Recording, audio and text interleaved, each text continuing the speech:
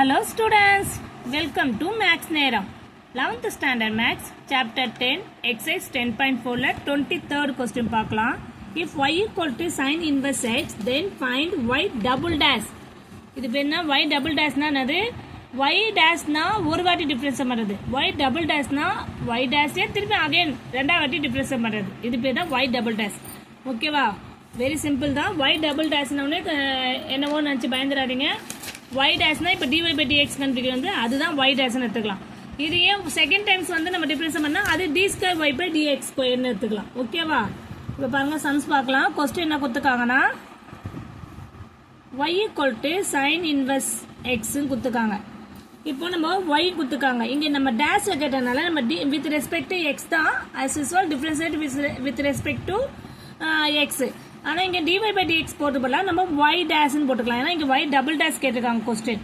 ஓகேவா? கொஸ்டின் என்ன கேட்டிருக்காங்களோ அதுக்கேற்ற மாதிரி நம்ம அதை ஃபாலோ பண்ணிப்போம். ஓகேவா? இப்போ y வந்து சைன் இன்வெர்ஸ் ஆஃப் எக்ஸை டிஃபரன்ஸ் பண்ணால் நம்மளுக்கு தெரியும் ஆல்ரெடி ஃபார்முலா 1/√(1 - x ஸ்கொயர்ன்றது ஃபார்முலா. கிளியர்? இப்போ இந்த y டேஷையே நம்ம இன்னும் கொஞ்சம் சிம்பிளிஃபை பண்ணிப்போம். அடுத்தது y டபுள் டேஷை உடனே நம்ம டிஃபரன்ஸே பண்ண முடியாது.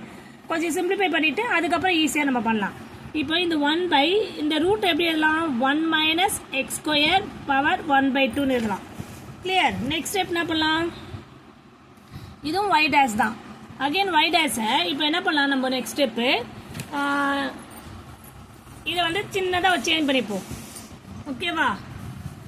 y டேஷ் இப்போ இந்த வேல்யூ என்ன பண்ணலான்னா மேலே எடுத்துகிட்டு போயிடும். 1 - x ஸ்கொயர் இந்த மேலே எடுத்து போயிட்டுனா -1/2ன்னு ஆகிடும் பவர். ஓகேவா? இப்போ நம்ம ஈஸியாக டிஃபரன்ஸ் பண்ணலாம். எப்படி பண்ணலாம்னா y டபுள் டேஷ் இப்போ செகண்ட் டைம் டிஃபரன்ஸ் பண்ணுறோம் வித் ரெஸ்பெக்ட் டு எக்ஸ் தான். அப்படி பண்ணும்போது என்ன ஆகும்? பவர் வந்து முன்னாடி வரும் தெரியும்ல. அப்போ -1/2 1 - x square -1/2 -1 x power m difference பண்ணால் n × x பவர் n - 1ன்னு போடுவோம்ல, அதே ஃபார்மேட் தான். ஓகேவா?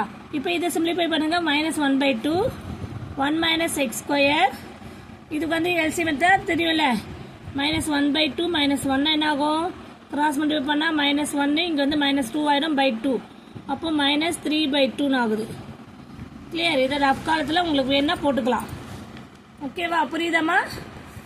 இப்போ என்ன பண்ணலாம்? -3/2 ஆனால் நம்ம பவர் மட்டும் தான் டிஃப்ரென்ஸ் பண்ணுறோம். அடுத்தது என்ன பண்ணணும்? உள்ளே இருக்கவனை டிஃப்ரென்ஸ் பண்ணணும். செயின் ரூல் அகைன் திருப்பி அது ஃபாலோ பண்ண போகிறோம். அவ்வளோதான். 1 - x ஸ்கொயர் உள்ளே இருக்கவனை டிஃப்ரென்ஸ் பண்ண போகிறோம். ஓகேவா? அப்போ -1/2 1 - x ஸ்கொயர் -3/2 இப்போ உள்ளே இருக்கிற டிஃபரன்ஸ் பண்ணால் 1 டிஃபரன்ஸ் பண்ணால் நம்மளுக்கு என்ன ஆகும்? கான்ஸ்டன்ட் 0 ஆகிடும். ஓகேவா? கான்ஸ்டன்ட் 0 ஆகிடும். மைனஸ் இது வந்து என்ன ஆகும்? -2xன்னு ஆகும். கிளியர்? இப்போ நெக்ஸ்ட் ஸ்டெப் என்ன பண்ணலாம்? -1/2 1 - x ஸ்கொயர் -3/2 இந்த -2xன்னு இருக்குல்ல, நெக்ஸ்ட் ஸ்டெப்பில் 2 and 2 கேன்சல் பண்ணிடலாம். ஓகே? கேன்சல் பண்ணிட்டு இந்த -3/2 அகைன் டவுனில் போட்டுப்போம். 1/1 - x ஸ்கொயர் 3/2 இன்ட்டு எக்ஸுக்குள்ளே அதை டைரெக்டாகவே நான் போட்டுக்கிறேன். இந்த மைனஸை விடக்கூடாது. சரி, இந்த மைனஸை மல்டிப்ளை பண்ணால் ப்ளஸ் ஆகிடும். இங்கே ஒரு மைனஸ் இருக்கிறத கவனிக்கல நான். மைனஸ் இன்ட்டு மைனஸ் ப்ளஸ் இந்த 2 and 2 கேன்சல் ஆகிடுது. இப்போ 1 × x எக்ஸு இந்த வேல்யூவை அப்படியே டினாமினேட்டர் கொண்டு வரும். இதுதான் நம்மளுக்கு final y double dash value.